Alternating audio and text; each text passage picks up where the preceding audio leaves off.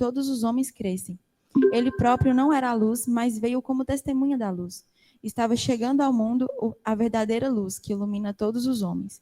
Aquele que é a palavra estava no mundo, e o mundo foi feito por intermédio dele, mas o mundo não reconheceu. Veio para o que era seu, mas os seus não receberam.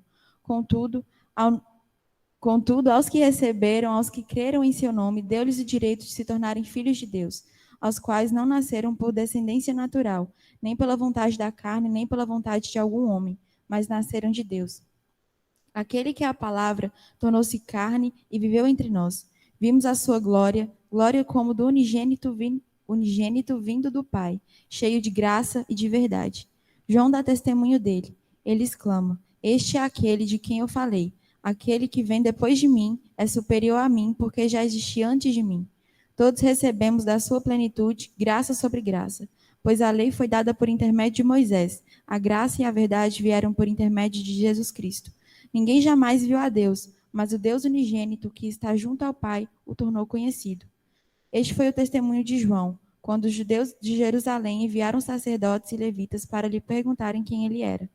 Ele confessou e não negou, declarou abertamente: Não sou o Cristo. Perguntaram-lhe: Então, quem é você? É Elias? Ele disse: Não sou. É o profeta? Ele respondeu: Não. Finalmente perguntaram: Quem é você? Dê-nos uma resposta, para que a levemos àqueles que nos enviaram. Que diz você acerca de si próprio? João respondeu com as palavras do profeta Isaías: Eu sou a voz que clama no deserto. Façam um caminho reto para o Senhor. Amém.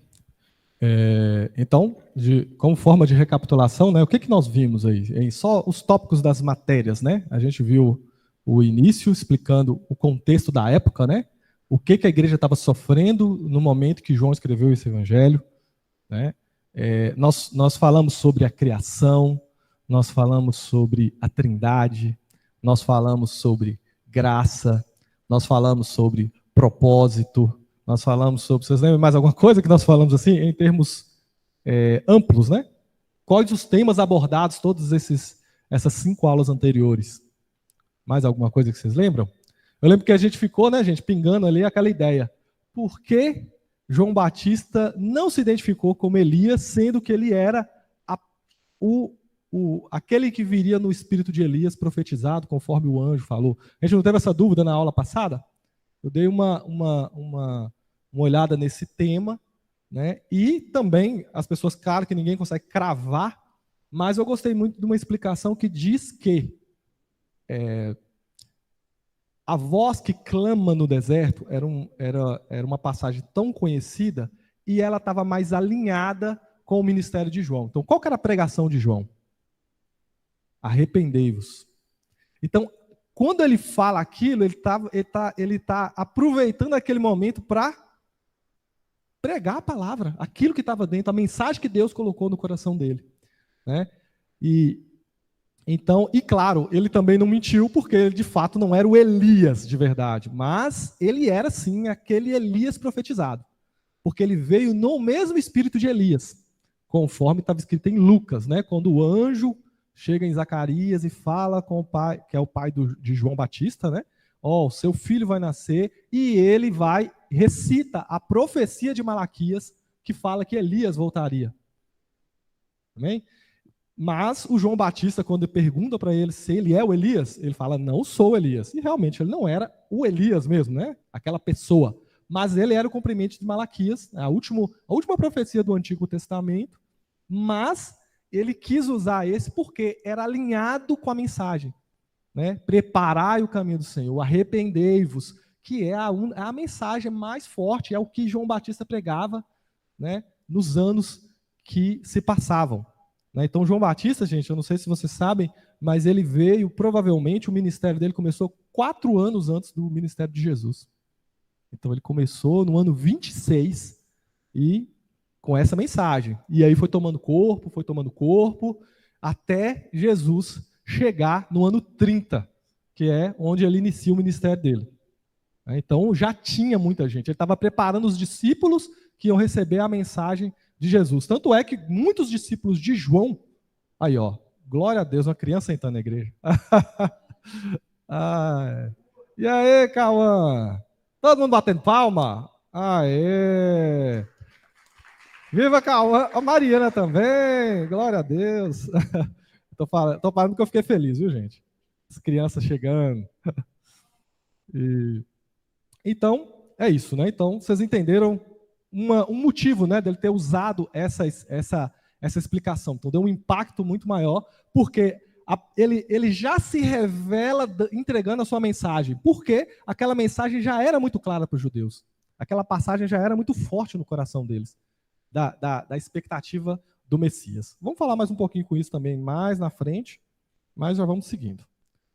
Então, nós vamos ler aqui agora o 24, né? Nós paramos no 23, então vamos começar no 24. Fala assim, ó. Ora, os que haviam sido enviados entre os fariseus e perguntaram-lhe, então, por que batizas se não é o Cristo, nem Elias e nem o profeta? Respondeu João, eu batizo com água, mas no meio de vocês está quem vós não conheceis, o qual após mim, do qual não sou digno de desatar as correias das sandálias. Estas coisas se passaram em Betânia, do outro lado do Jordão, onde João estava batizando. Amém? Então nós vamos começar com essa como é que é a palavra técnica, Lindy? É perícope. Esse pequeno trechinho, né? Não, o pedaço, né? Os 3 versículos aqui, às vezes a gente chama de perícope. Então, vamos começar. Então, recapitulando, né, gente, o que Ellen leu aí? Eu estou pegando no computador de Alisson, mas eu tenho que clicar no meu. O que estava acontecendo naquele momento? João estava lá batizando, né, cumprindo o seu chamado, fazendo seu ministério, e uma comitiva do Sinédrio veio para investigar o que estava acontecendo lá no deserto. Então, estava tomando uma proporção tão grande, as multidões estavam indo, estavam sendo batizadas, todo mundo começou o burburinho entre as pessoas que João Batista era o Messias, então tinha aquela questão toda, por isso que eles já chegaram e perguntaram diretamente, é você o Messias? É você o profeta? Quem que é você?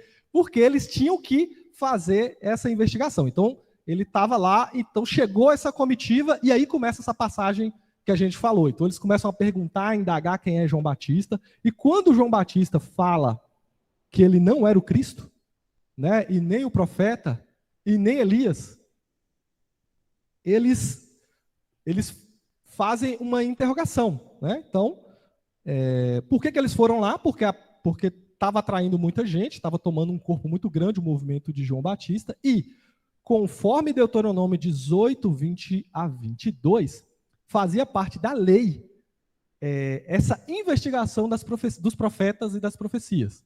Então vamos abrir aí Deuteronômio 20, 22, até o 22.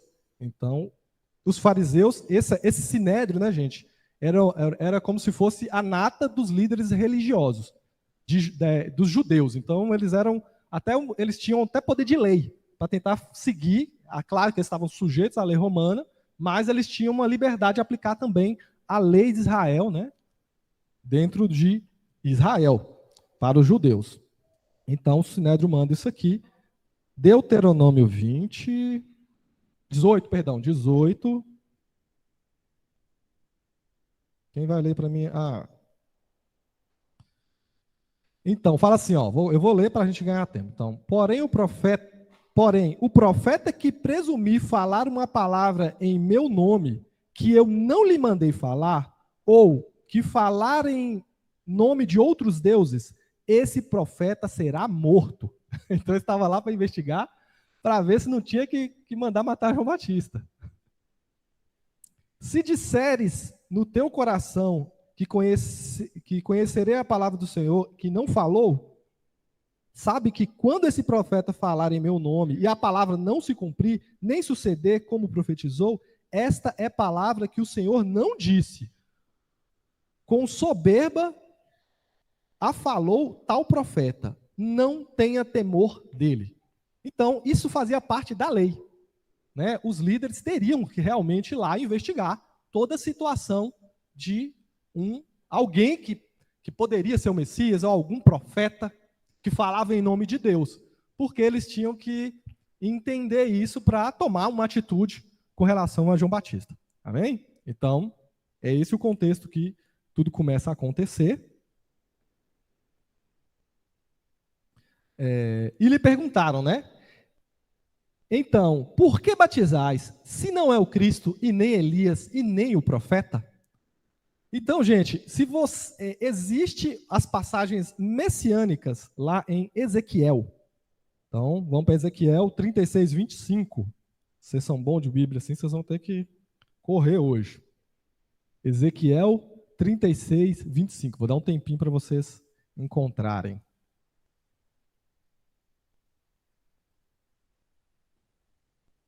Ezequiel, quanto, Diego? Ezequiel 36, 25.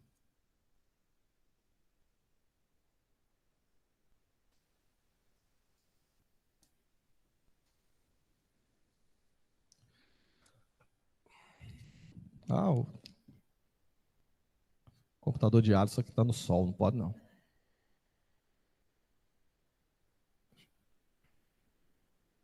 Mas é rapidinho, viu? Vamos lá, gente? Então eu falo assim, ó.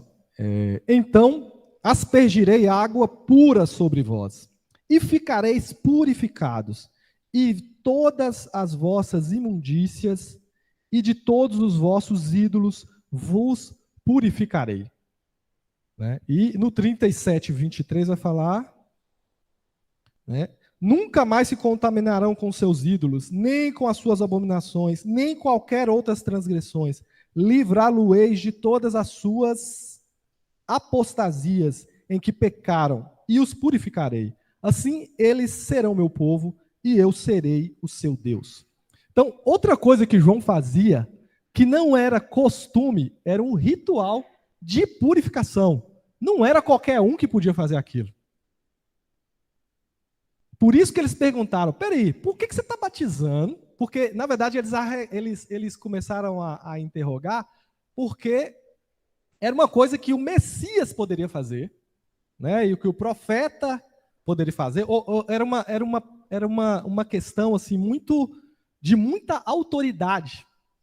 Né? E aí eles começaram a questionar João por que eles estavam fazendo esse ritual de purificação. Por que isso não estava sendo feito dentro do templo, seguindo as leis normais? Então é como se João abrisse a sua igreja no deserto e começasse a fazer rituais que não poderia, conforme o pensamento das pessoas baseados nessa escritura, tá, gente? Ezequiel 26, 36, 25 e 37, e seguindo, né? Até o 37, 23, está falando ali. Então, de certa forma, aquele sinédrio que foi lá cobrar explicações de João, ele estava embasado na lei para fazer aquilo e tinha essa necessidade de ser feito mesmo. Né? E aí vamos seguindo. Então, às vezes a gente não entende, né? Por que esse pessoal foi lá encher a paciência dele? Não tinha liberdade. Não, ele não tinha liberdade de fazer aquilo por conta própria. Ele foi ousado de fazer aquilo, mas foi guiado por Deus. Né?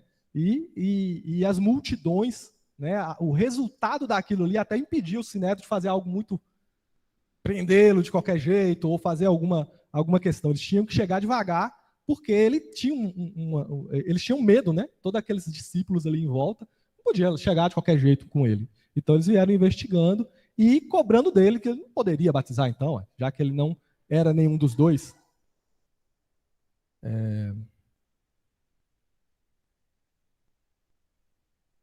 E no 26, né? Respondeu João, eu batizo com água, mas no meio de vós está quem vós não conheceis.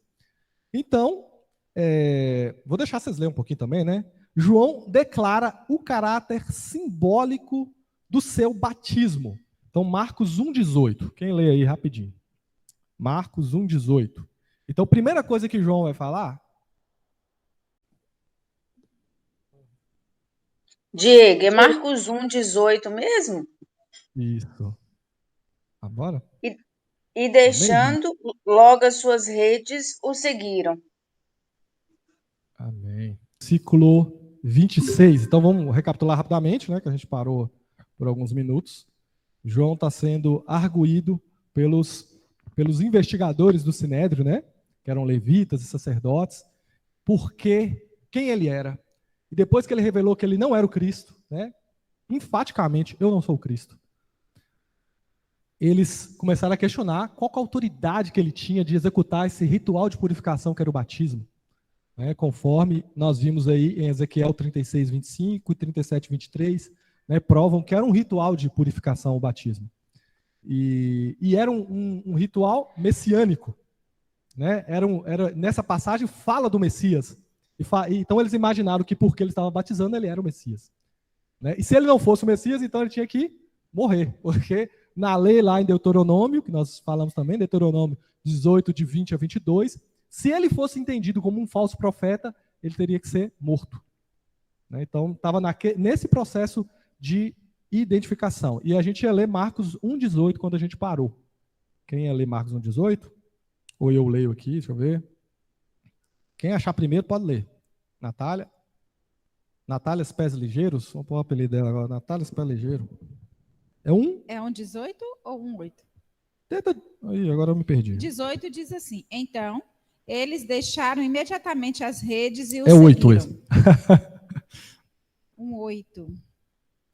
Eu vos tenho batizado com água, ele, porém, vos batizará com o Espírito Santo.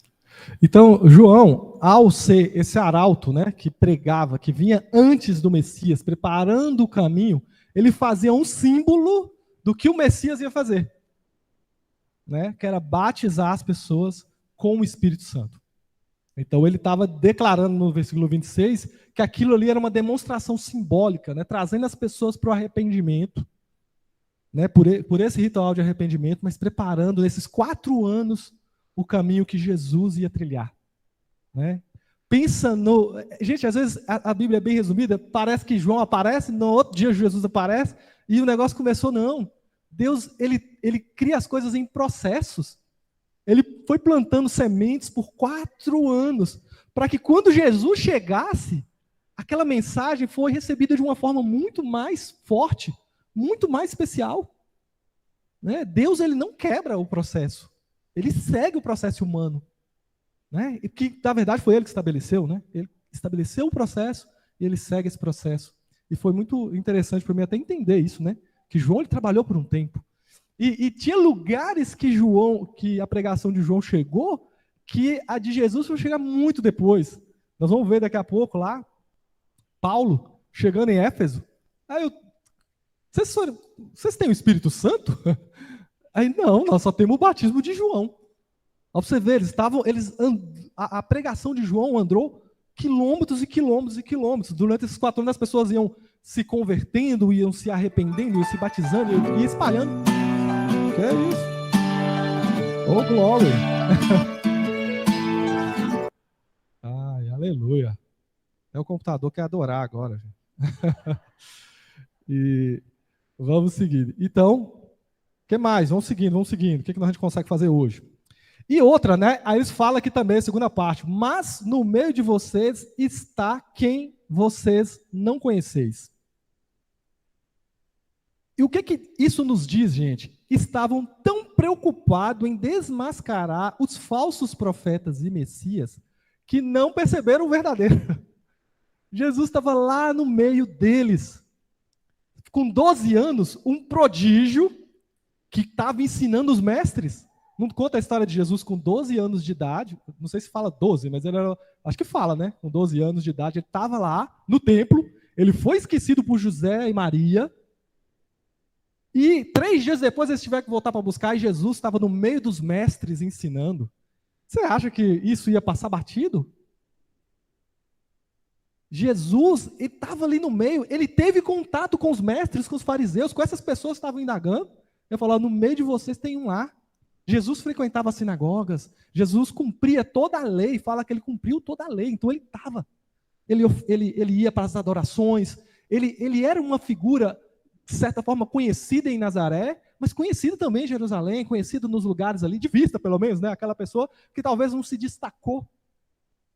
E João estava mostrando, vocês estão tão preocupados com o que é falso, que vocês nem estão ligando para o verdadeiro. Ele está aí no meio, vocês poderiam estar desfrutando. Vocês poderiam estar sentados e aprendendo. Mas não, vocês estão preocupados em destruir, em proteger alguma coisa, né? Talvez aquilo que nós falamos, né? É algo que a gente tem que tomar cuidado, porque será que também nós não estamos assim? Gente, esse dia eu estava conversando com um amigo, um amigo não, era um colega de trabalho, a gente estava viajando, e ele é um crente desviado. E aí eu fui daqui em Janaúba pregando para ele, voltei pregando para ele, mas foi muito interessante que eu deixei ele falar bastante, e ele começava a falar mal, mas eu não gosto do louvor assim, e eu não gosto da palavra assim. E eu percebi que é um costume, sabe o que nós estamos virando? Os Masterchef da igreja. Tipo assim, já viu o Masterchef? Ele prova aquela comida, mas faltou sal, faltou isso, faltou aquilo. E aí, você, aí a palavra, o louvor é ministrado. Mas eu não gostei, que a pessoa desafinou. Esse pessoal grita alto demais, e fica não sei o quê. O diácono não sei o quê, e começa a falar de tudo. Então a pessoa está vindo aqui para avaliar, mas tem uma coisa que a gente tem que entender. O culto não é para você. Você não precisa gostar do louvor, porque não é para você. Você não precisa gostar da palavra, porque é a palavra de Deus. Você tem que aceitar. Porque a palavra tem que doer mesmo. Porque é quando dói é que você está consertando. Essa casca grossa que você tem. É quando está sendo, né? Quando está sendo ali podado. Arrancado os pedaços. Aí sim está dando certo. Essa palavra. E é isso que precisa acontecer. E assim também nós. Cuidado, gente, porque a gente pode aprender com esses caras, o que a gente pode aprender a não fazer. Não seja o Masterchef da igreja. Você está aqui para servir. Né? Quando se fala cultuar, eu estou indo cultuar, eu não estou indo assistir um culto. Eu estou indo cultuar, significa que você veio aqui para executar um serviço da adoração de Deus. Então qual que é o serviço, às vezes, de quem está sentado aqui? É levantar a mão e cantar quando eu estou triste. Quando eu estou chateado, porque é um serviço. Quando você está triste, chateado, irmão, você vai para a empresa e você pode sentar e cruzar os braços? Porque senão você perde essa bocada que você tem. Esse emprego maravilhoso que você tem. Se você não dá resultado no seu serviço, você é mandado embora. Mas a gente não tem essa noção. A gente tem a noção o quê? A noção do sanguessuga. Eu vou para a igreja para receber. Eu vou lá buscar a minha bênção. Vou lá buscar a minha bênção. Não, você não vem aqui para buscar. Você vem aqui para adorar a Deus. E você vai ter uma bênção pela misericórdia de Deus. E Deus, Ele pode te abençoar quando você vier aqui. E nosso Deus é tão bom que Ele abençoa, né? Que Ele é pai. Não é que pai que não vê um filho e pode, e vai lá dar um carinho, e vai dar um abraço, e vai dar uma questão. Mas não é esse o objetivo do culto. O objetivo do culto é você cultuar. É você exercer o serviço. E muitas vezes a gente veio aqui, né? Os jacan. Você só vergonha da profissão e não sabe nem falar ainda o que está errado. Vem cá, gente, e vamos pegar junto, trabalhar e ajudar. Né? Eu tenho orado muito e alguma coisa vai romper aqui nesse lugar. Os rios de Deus vão derramar aqui. Né? Agora precisa daqueles braços fortes. Às vezes faça o seu bracinho forte ali, empurrando com a gente, empurrando o reino das trevas, porque as portas do inferno não vão prevalecer contra a igreja de Jesus. Ou seja, nós vamos lá e derrubar as portas do inferno e vamos libertar as pessoas. Né? Vamos ser usados por Deus para libertar as pessoas através da sua vida. Amém? Então, cuidado, né, com o fermento dos fariseus. Foi assim que Jesus falou. O que é esse fermento? Esse espírito crítico. Vai olhando para as coisas e querendo julgar todo mundo. Amém? Glória a Deus. Continuando, né? 27. O qual vem após mim, do qual não sou digno de desatar as correias das sandálias. Gente, os fariseus não esperavam um arauto, né? João Batista. O que é o arauto? Né? Aquele que vem antes do rei, declarando, o rei está vindo, o rei está vindo. Então, geralmente os arautos não são figuras importantes. Né? Se for pensar ali no contexto, ele vinha com a mensagem pré-estabelecida e ia na frente. Então, os fariseus não esperavam um arauto, né? Alguém que anunciava o Messias, porque eles sabiam que viria alguém anunciando o Messias. Tão espiritual, quase confundido com o Messias. Então, João Batista era tão forte nas palavras, tão espiritual, a coisa estava fluindo de um jeito tão especial na vida de João Batista durante esses anos que surpreendeu os fariseus, né? E o que João Batista fala aí, gente?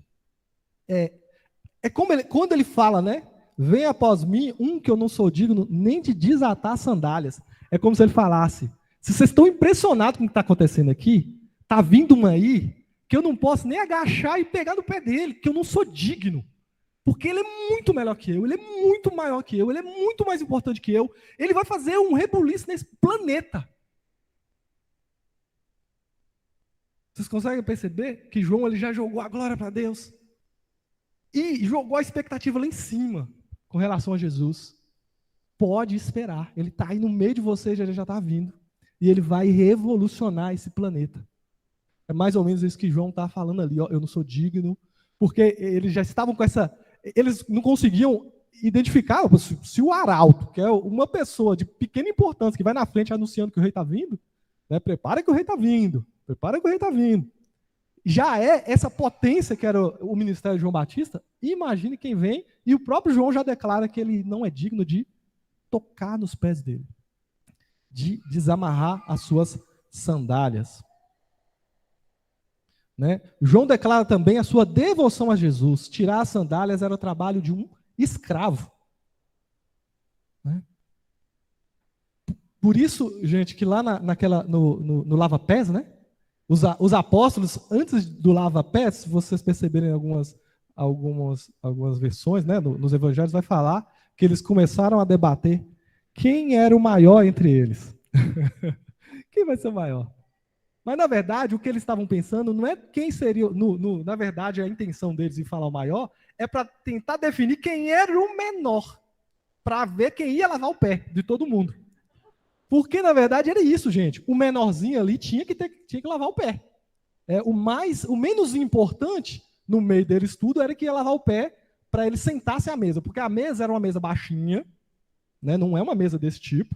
Eles sentavam e os pés viravam para frente. Então, por exemplo, você estava comendo e com o pé preto do seu lado aqui. Feio, tudo sujo, suado. Porque eles andavam de sandália, mas anda de sandália na terra que vocês vão me falar depois. O que acontece quem anda de sandália na terra? Eu não gosto de andar de sandália na rua, só dentro de casa. Porque eu detesto ficar com o pé sujo. Mas era isso, gente. Então, na verdade, era necessário que alguém lavasse os pés. E eles estavam discutindo ali para ver, para tentar identificar quem era o menorzinho ali que ia lavar. E aí Jesus tira as suas vestes, pega uma toalha, pega uma bacia, vem cá, eu vou lavar os pés de vocês. E aí ele dá aquela lição, né? Ele demonstra uma posição, né, de esvaziamento máximo, aquele que veio para servir, aquele que ficou ali, que se fez o... Gente, João começa falando, ele criou tudo, todo o universo, e ele foi lá e lavou o pezinho seu. Aquele ali é você também. Ele fez aquilo ali e ele deixou uma missão para nós. Faça isso uns com os outros. Quem que você lavou o pé hoje? E essa semana? O que é lavar o pé, gente? É fazer uma coisa que você vai se colocar por baixo. E o que o mundo prega hoje, gente? Lavar pé? Nós temos que estar por cima. Você é o protagonista, você é isso, você é aquilo. Então, é uma exaltação ao ser humano de tal forma. Mas o que o Cristo prega? Lavar o pé. E ele deixa uma ordenança. Lava o pé um do outro. Então, irmã Ana Luísa, irmã Natália, vocês vão ter que lavar o pé de alguém aqui. Vocês vão ter que lavar o pé de alguém aqui. Se você quiser obedecer a Deus, gente. É claro, se você quiser obedecer a Deus. É você sendo pai, às vezes tem que lavar o pé do seu filho, que é um ingrato, um terrível. Mas você vai ter que agachar ali, né? Porque você já pensou, o Deus Todo-Poderoso, se ajoelhar quase aos pés ali, de pessoas incultas, né? Pessoas que ninguém dava nada. não é... Eu não sei, a gente pensa pouco a respeito disso. Porque não impressiona a gente ler aquilo ali como se fosse nada. Como se fosse um negocinho. Que é uma próxima coisa que eu ia falar aqui. Quem é Jesus para você? Qual o seu nível de devoção? O nível de devoção de João Batista é isso. Eu não sou digno de tocar, de lavar, de ser o escravo que lava o pé dele. Eu não sou digno. Eu não sou digno de fazer isso. Quem é Jesus para você? Qual o seu nível de devoção? Ele não pode se tornar alguém ordinário em nossas vidas, gente. E ordinário, eu uso essa palavra não no sentido pejorativo, mas no sentido de comum. Né? E nós que já somos crentes há muitos anos, a gente tem esse risco, né? A gente corre esse risco de começar a ver Jesus, né? Tanto ouvir Jesus, e lavar pé, e ler a Bíblia, e começar aquilo virar comum, e já não tocar, não fazer mais nada com a gente. Não me assombrar quando o dono do universo ajoelhou aos pés de pessoas e lavou um pé sujo. O dono do universo. O pastor Geraldo quer falar. Aleluia. Quando a gente olha esse episódio, a gente fica olhando assim que como Deus nos ama, né? Porque lavar os pés é um símbolo de humildade, de serventia, né? Porque há quanto tempo diz que se nós lavarmos os pés, que Jesus diz, aquele que quiser ser o maior, seja primeiro um menor, seja servo. Né? Porque tem muita gente que fala, não, eu vou ser o mais humilde porque eu quero crescer. Mas não é isso que ensina. Você tem que fazer isso com amor, com carinho, porque Jesus Cristo nos falou, ó, aprendei de mim que eu sou manso e humilde de coração. Jesus Cristo nesse episódio demonstrou um senso de humildade, de responsabilidade para ensinar os discípulos. E é isso que nós temos que entender, que nós estamos aqui para servir. Se nós estamos aqui para servir, não para que o nosso ego seja engrandecido, não, mas para poder se declarar como servo. Estamos aqui porque nós amamos ao Senhor e nós queremos fazer a vontade dele. Porque isso foi o que ele nos ensinou. Ser manso e humilde de coração. Amém. A gente tem que tomar cuidado para não entender mal aquele versículo, né? Os humilhados serão exaltados. Então, às vezes, está passando aquela luta, né? E está sendo humilhado, mas Deus vai me exaltar. Está errado. Aquele que se humilhar é que vai ser exaltado. Então, humilhação não é uma coisa que vão fazer com você, é uma coisa que você vai fazer com você. Para você ser exaltado. Para você acessar essa bênção, não é os humilhados serem exaltados, é aquele que se humilhar, esse vai ser exaltado. Então, você precisa ir lá, abaixar e lavar o pé do irmão. E muitas vezes a gente, né, passa correndo assim e acaba não entendendo, né, algumas verdades bíblicas. Então, é isso que Jesus fez, gente. Ele se humilhou. Ninguém humilhou ele naquele momento. Ele não quis. E outra, gente, às vezes a gente olha o que a gente faz,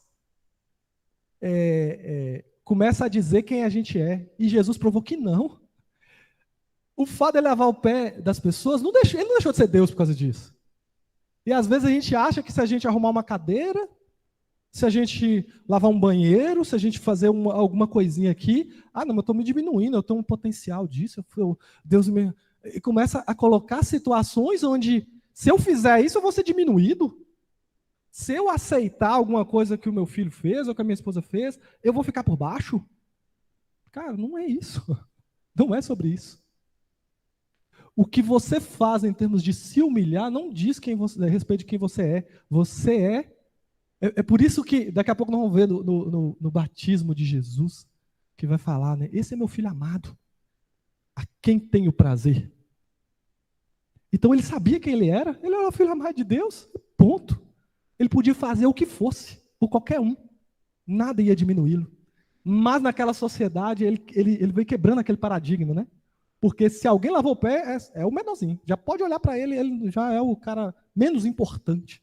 Mas o mais importante do universo estava lá, fazendo o serviço do menos importante. Amém? E o versículo 28 vai falar: essas coisas passaram em Betânia, do outro lado do Jordão. Então, gente, eu coloquei aqui só para vocês verem, né, o lugar ali que os historiadores imaginam que era essa Betânia, né? Eles até construíram poços, igrejas cristãs tem ali perto. É numa região na Jordânia, do outro lado do Jordão, tá? Tipo assim, Israel está de um lado, essa Betânia está do outro lado do Rio Jordão. Hoje é território da Jordânia, não é um território de Israel, essa Betânia. Por que eu estou falando isso? Porque existia outra Betânia, que é onde Lázaro e as irmãs moravam. Então, quando você lê a Betânia de Lázaro e dos irmãos, é uma Betânia perto de Jerusalém. E essa Betânia que João Batista batizava era depois do Rio Jordão, bem mais para cima. Mais perto da Galileia, né? Então, tem várias cidadezinhas que a gente conhece lá, que são faladas na Bíblia, né? Quer ver? Eu até salvei um mapinha aqui, tipo, é mais perto ali da Galileia, Cafarnaum, Genezaré, Betsaida, Tiberíades. Então, aquele tanto que você vê, tanto de cidadezinha, tá tudo aqui. Deixa eu ver se eu ver meu mouse aqui, tá aqui, ó. Esse tanto de cidadezinha fica aqui, na Galileia. E Jerusalém tá mais ou menos aqui, da outra Betsaida. A outra Betânia, tá? Só para uma curiosidade que eu acho legal. Você começa a enxergar, né? Quando você vai olhando a linha do tempo e a geografia, eu não sei, para mim clareia mais as coisas. Ó, de onde Jesus estava caminhando, onde que passou, sei lá, enriquece. Então, aprendemos com o versículo 28.